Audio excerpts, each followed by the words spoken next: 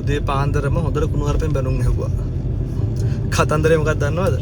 අපි සාමාන්‍යයෙන් ප්ලෑන් එකක් අඳින්න ගියාම ප්ලෑන් ගේ රික්වයර්මන්ට් එක බලලා ඊට පස්සේ ගිහලා ලොකේෂන් එක බලලා එයාගේ බජට් එක බලලා එතනට ගැලපෙන්න ඩිසයින් එකක් කරන්නේ. ඒතර හැම වෙලාවෙම අලුත්ම ඩිසයින් එකක් වෙන්නේ. දැන් උදේ මට කෝල් එකක් ආවා පිටට දැන් කතා කරේ. මම කියන්නේ රට මොකද්ද කියලා කියන්නේ නැහැ. ඉතින් කතා කරලා එයාට ප්ලෑන් එකක් අඳ ගන්න ඕන කියලා කිව්වා. ප්ලෑන් එකක් අඳ ගන්න ඕනේ කිව්වන් පස්සේ මම අපේ ප්ලෑන් එකක් හදන විදිය කොහොමද වෙන්නේ කියලා සම්පූර්ණ විස්තරයට පැහැදිලි කරලා දුන්නා. අපි චාර්ජස් ගන්න කොහොමද? ඊට පස්සේ අපේ මොන වගේ සර්විස් එකක්ද හම්බ වෙන්නේ? කොහොමද වෙන්නේ? හැමදේම පැහැදිලි කරලා දුන්නා. ඊට පස්සේ එයාට ෆොටෝ එකක් තියෙනකෝ එයා ආස විදිය. එයාට ඒ විදිහට තමයි ප්ලෑන් එක අඳ ගන්න ඕන කියලා කිව්වේ. ඊට පස්සේ මම කිව්වා සාමාන්‍යයෙන් අපි එහෙම ෆොටෝස් බලලා ප්ලෑන් අඳින්නේ නැහැ. කමක් නැහැ මට ෆොටෝ එක ගෙවන්න. ඒතර මම දන්නවනේ ඔයා මොන වගේ ගෙදරකටද ආස. එතකොට ඒ විදිහට මට ඒතර මම ඔයාගේ අයිඩියා එක අරගෙන ඔයා ආස මොන විදිහටද මම ඒකට ඔයාගේ ඉඩමට මැච් වෙන ඩිසයින් එකක් අලුතෙන් කරලා දෙන්නම් කියලා.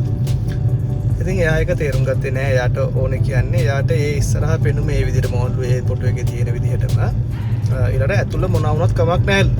ඉතින් මම එයාට පැහැදිලි කරා එහෙම කරන්න එපා. මට ගැටලුවක් නැහැ. මට ඇඳලා දෙන්න පුළුවන්. නමුත් ඔයා හදන ගෙදර ගේ ඇතුළ තමයි අපි වැඩිපුර සැලකිලිමත් වෙන්න ඕනේ. මොකද අපි ජීවත් වෙන්නේ ගේ ඇතුළේනේ. ගෙන් එළියේ පේන්නේ පොඩි වෙලාවකට ඇතුළ පුළුවන් තරම් කම්ෆර්ටබල් වෙන විදිහට ඔයාගේ අවශ්‍යතාවට ගැලපෙන විදිහට ගේ හැදෙන්න ඕනේ කියලා.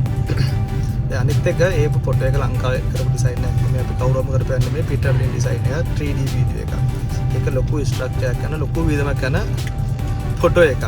අනික ඉතින් මම එයාට ඒකත් පැහැදිලි කළා. මම කිව්වා ප්‍රතිපත්තියක් විදිහට මම එහෙම කරන්නේ නැහැ. සාමාන්‍යයෙන් ගොඩක් කට මගේ ප්ලෑන් එකක් වුණත් මම තව කෙනෙක්ට දෙන්නේ නැහැ. ගොඩක් කට්ටිය කතා කරනවා ඒ වගේ. කතා කරලා අපිට 3D වීඩියෝස් අපි දානවානේ. ඒකට ඒක විතර ප්ලෑන් එක ගන්න පුළුවන්ද කියලා ගොඩක් අය මැසේජ් දානවා, කමෙන්ට් දානවා, එහෙම කරනවා. කෝල් කරලත් අහනවා. ඉතින් මම එයාලටත් පැහැදිලි කරලා දෙන්නේ අපි එහෙම කරන්නේ නැහැ. හැම වෙලාවෙම අලුත් ඩිසයින් එකක් කරන්න කියලා. ගොඩක් අය ඒ කියන දේ තේරුම් ගන්නවා, සමහරක් අය තේරුම් ගන්නේ නැහැ. නමුත් දැන් මේ එහෙම බැනුම් අහලා නැහැ හැබැයි කවදාවත්. අද ඉතින් හොඳම ගුණ වර්පෙන් බැනුම් ඇහුවා.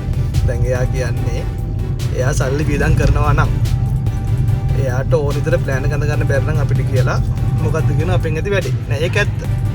නමුත් අපි දැන මනුස්සයට බොරුවක් කරන්න බෑනේ. අපි දැන එයාට ගිහින් හදා ගන්නත් බෑ. අනිත් එක අපි ඩිසයින් එක මැච් වෙන්නත් ඕන. ඒ කෙසේ වෙතත් ප්‍රතිපත්තියක් විදිහට මම කරන්නේත් නෑ. මම හැම වෙලාවෙම හැම ක්ලයන්ට් කෙනෙක්ටම අලුත්ම ඩිසයින් එකක් කරලා දෙන්නේ. එයාලගේ බජට් එකයි ඊටම තියෙන PTමයි අවශ්‍යතාවයයි බලලා. ඉතින් මම කිව්වා මම ප්‍රතිපත්තියක් දෙන්න කරන්නේ නැහැ. ඔයාලට මේ මොහොතින් වෙන තරකට බලන්න කියලා. ඊට පස්සේ මේ මිනිස්සයා මට හොඳටම පැනලා අන්තිමට කියනවා සල්ලිත් මගේ නම් මට ඕන විදිහට තමුසට කියලා ඩිසයින් එක කරගන්න බැයි නම් නෑ ඒක ඇල්ලෝන්නේ නැහැ. මේ හොඳටම මේ කුණු හරපින් බැලලා ෆෝන් එක තිබ්බේ. ඉතින් කොහොම තමයි ඉන්නේ අපි හරියට වැඩක් කරන්න ගිහිල්ලා මිනිස්සුන්ගෙන් බැනුම් අහන්න වෙනවා කමක් නෑ. මොකද දැන බොරු කරන්න බෑනේ. දැන් ඇත්තටම එයාට ගේ හදා ගන්නත් බෑ. ඒක ලොකු විදමක් කරන ගයක්. අනික ඒක ලංකාවට මැච් වෙන්නේත් නෑ. දැන් අපි බොක්ස් ටයිප් කියවල අදිනවා, මොඩ් ටයිප් කියවල කරනවා. හැබැයි මොනා කරත් අපි ලංකාවට මැච් වෙන විදිහ ලංකාවේ කාලගුණයට වල ගැලපෙන විදිහට තමයි ඒක ඩිසයින් එක කරන්නේ. බැලකනිස් දැම්මත් ඒ හැමදේම දැම්මත් ඒ අපි හැමදේම මොනවාරි හේතුවක් ඇතුව තමයි කරන්නේ. ඉතින් ඒක තේරුම් ගත්තේ නැහැ. සමහරට වෙන කාටද කියලා ඇඳගනි. ඒක ගැටලුකුත් නැහැ. මට ඒක දැන මට ඒ වැරද්ද කරලා දෙන්න බෑ. ඉතින් ඒක තේරුම් ගත්තේ නැහැ. කොහොම තමයි.